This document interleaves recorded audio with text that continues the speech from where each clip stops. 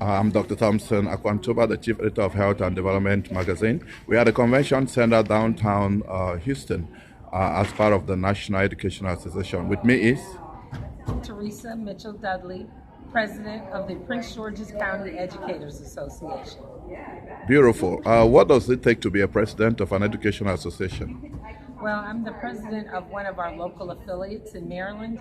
We have about 10,000 members, and our issues are equity. Our issues are making sure that all of our teachers are treated, our educators, are treated with respect and dignity and compensated fairly. One of our big issues this year is making sure that the alternative certification programs that are being offered to career changers meet a certain standard and make sure that our educators are treated fairly in that process. That's lovely. There are some issues which are related to public schools, private schools. The Secretary of Education is doing some things which the National Association of the Advancement of Colored People don't like. Other related associations are not interested. So, what do you have to say about the importance of public education and how much resources should be put in that area?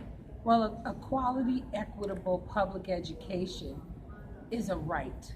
It is a social justice issue, and I would say it is the social justice issue of our time because every child deserves a quality education. They deserve a safe school, free from fear that somebody's going to come in and shoot them. They need to have quality educators with experience in front of them, and they need to have ethnic studies in the schools so that our children learn about themselves and that they have pride in where they come from. That's lovely. Education is very important, and some people consider it one of the social determinants of health. That's to say that those who are less educated seem not to be able to access health services, or they get poor quality health services because of lack of education, which is related to earnings and things like that. So, what is your impression about? Those issues are all related. Healthcare issues are related to the problem that we have with healthcare in our country altogether.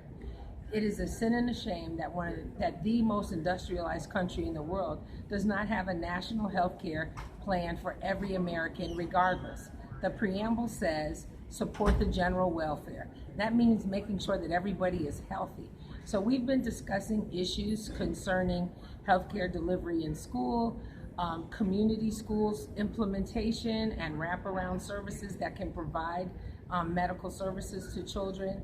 We also are listening to the presidential candidates to find out how they feel about these issues. How do they feel about addressing the needs of poverty and how our children are coming to school with adverse childhood experiences that need additional supports, that our children are traumatized, a lot of them, and we expect them to come and sit in a classroom and learn, and they don't have those basic needs of subsistence met.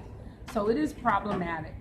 It is problematic, and we're working on that and listening to the presidential candidates to hear what they have to say about health care for all of our people.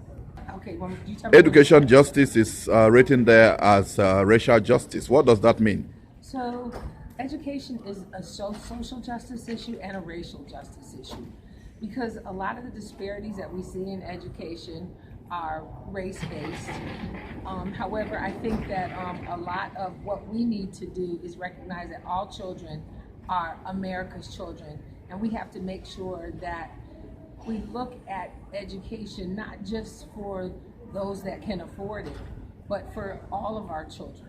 And that's what our democracy is about. So education justice is a racial justice issue. To me, it's a social justice issue because everybody should have that same opportunity to a good quality public education.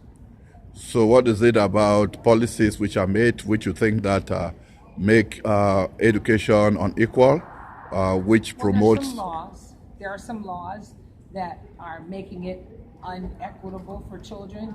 In some states, they have private charter schools that they're setting up, and what they're doing is they're resegregating certain jurisdictions, and there's no laws that say that they can't put all the white kids in one charter school and all the black kids in another charter school in some states. Thank you very much.